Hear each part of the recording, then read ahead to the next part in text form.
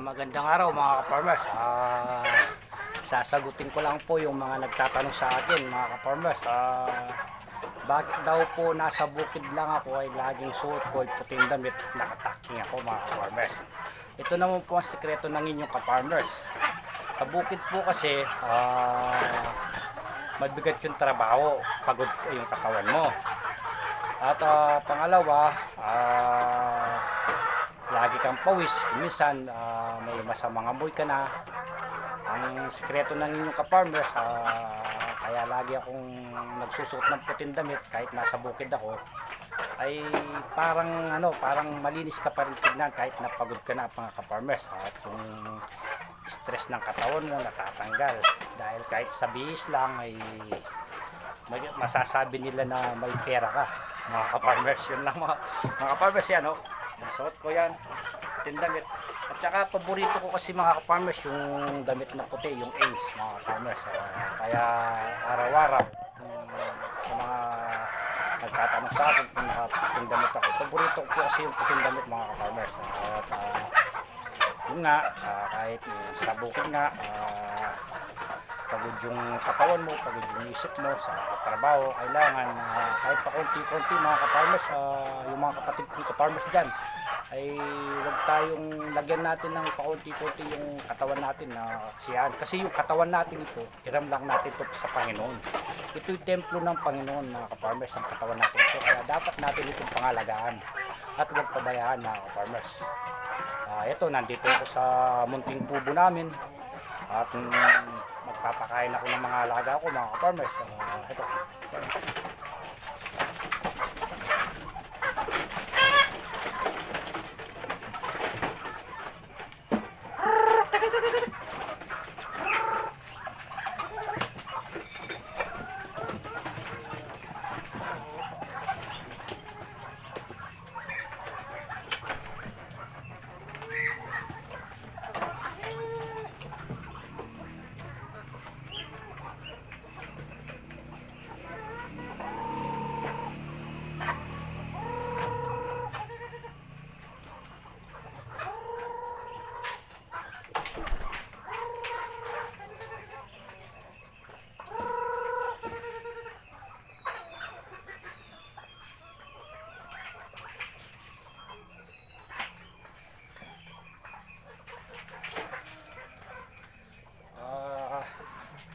Ang ano ko lang mga ka-farmers, yung naglalaba ko mga ka-farmers, yung misis ko, minsan nahihirapan din siya sa paglalaba dahil nga itong mga damit ko puti.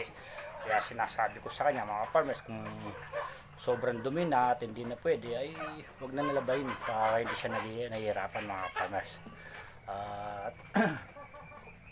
Sa mga ka-farmers ko dyan o sa mga viewers ko na nagtatanong kung bakit lagi ako nakaputing ng damit, sana malalaman nyo na mga ka-farmers o mga viewers na kung bakit lagi ako nakaputing damit.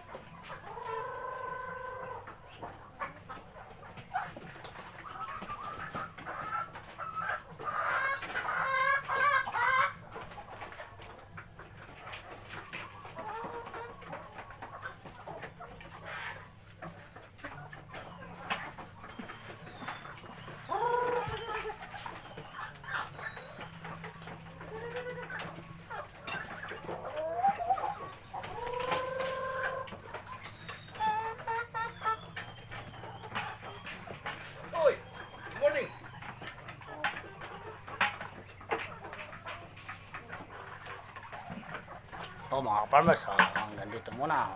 Maraming salamat mga farmers. Pag-share naman itong aking live nito, video mga farmers.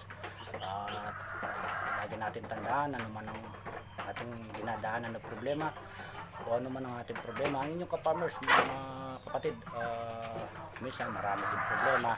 Pero huwag tayo maalis ng pag-asa dahil pray lang ang sikreto ng buhay.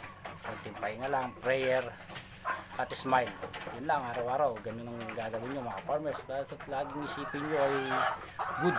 Yung laging ipasok natin sa utak natin ay mga good para at good prayer. Yun lang mga farmers ang sandata natin dito sa mundo nito. Dahil itong buhay nito ay iram natin sa Panginoon Diyos. Kaya darating ang araw ay uwi at kukunin niya tayo mga farmers. Yun lang mga farmers, maraming salamat. Ang inyong ka-farmers na nagsasabing I'm proud magsasaka.